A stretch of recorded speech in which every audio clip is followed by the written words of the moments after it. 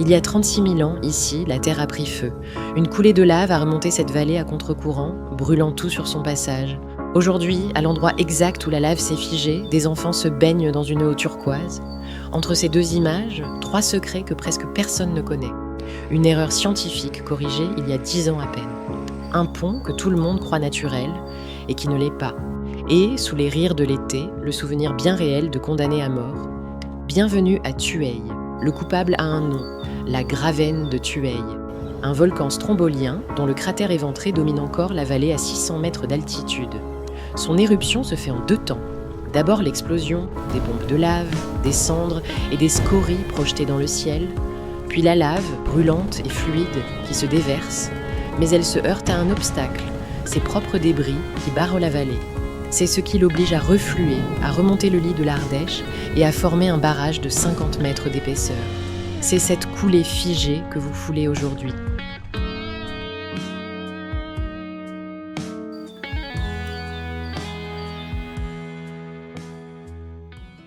Et voici le premier secret. Pendant des décennies, on a enseigné une chose simple. Ce volcan se serait éteint il y a 12 à 15 000 ans. C'était écrit dans les manuels, sur les panneaux. C'était faux. À partir de 2016, une nouvelle méthode de datation, l'argon-argon, beaucoup plus précise, a tout bouleversé. Le verdict, l'éruption ne date pas de 12 000 ans, mais d'environ 36 000 ans. 24 000 ans, plus vieux d'un coup. Et c'est là que l'histoire devient vertigineuse. 36 000 ans, c'est exactement l'époque où des hommes peignaient, à 35 km d'ici, les fresques de la grotte Chauvet.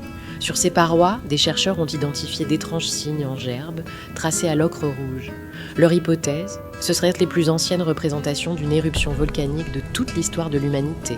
Autrement dit, les premiers artistes du monde auraient vu, de leurs yeux, brûler le volcan de Tueil. Quand cette immense coulée a refroidi, elle s'est transformée en une œuvre d'art minéral. En se solidifiant, le basalte se contracte. Il se fissure. Et il se fissure toujours selon la même géométrie. L'hexagone, la forme la plus stable pour libérer la tension. Le résultat, ce sont ces milliers de colonnes dressées, presque parfaites, que l'on appelle des orgues basaltiques. Ici, on les nomme la chaussée des géants. Une muraille noire aux reflets bleutés, haute de 81 mètres, l'équivalent d'un immeuble de 25 étages, taillée non pas par l'homme, mais par le simple refroidissement de la lave. L'une des colonnades volcaniques les plus hautes d'Europe. Le feu avait fait sa part. À l'eau de jouer. Une fois la lave figée, l'Ardèche, barrée par cette masse de roches, doit se frayer un nouveau passage. Alors elle creuse. Pendant des millénaires, sans relâche, ces eaux chargées de sable et de blocs forant la pierre comme une perceuse. Elles façonnent des cavités circulaires profondes, les marmites de géants, que l'on appelle ici les vasques, ces fameux bassins où nagent les visiteurs de l'été. Plus haut, une cascade éphémère, la gueule d'enfer, plonge de 100 mètres lors des orages et frappe la roche pour creuser un gouffre, le gour du Chaudron. Retenez ce nom, on y reviendra. Et nous arrivons au deuxième secret. Le pont du diable. Cette arche de pierre, couverte de mousse, semble fusionner avec la falaise. On la croit naturelle, creusée par la rivière. On le lit partout, on le partage sur les réseaux. C'est une erreur. Le pont du diable n'a rien de naturel. C'est un ouvrage entièrement bâti par la main de l'homme. Un pont maçonné en dos d'âne, dont des maçons anonymes ont taillé et scellé des milliers de blocs de basalte en s'appuyant sur le rétrécissement de la gorge. Il enjambe le vide à une hauteur qui varie de 17 à 20 mètres selon les crues. Et le plus beau, c'est ce contraste, un volcan chaotique et violent, et au milieu, la symétrie parfaite d'un pont construit à la seule force des bras. Reste le troisième secret, le plus sombre.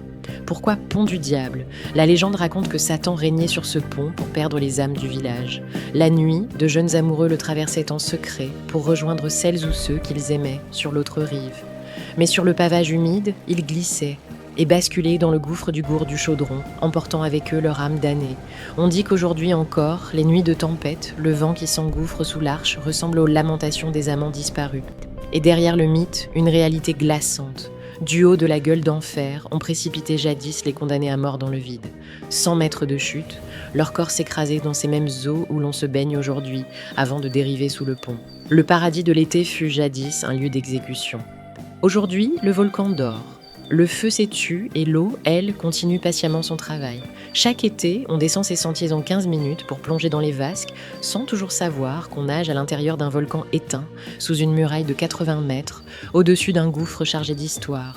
Un feu vu par les premiers artistes de l'humanité, un pont qui trompe tous ceux qui le regardent, une légende née d'un drame bien réel. La prochaine fois que vous verrez cette eau turquoise et cette pierre noire, vous saurez, vous, ce qu'elle cache vraiment. Et pour continuer à explorer les secrets cachés de l'Ardèche et de la Drôme, suivez cette chaîne.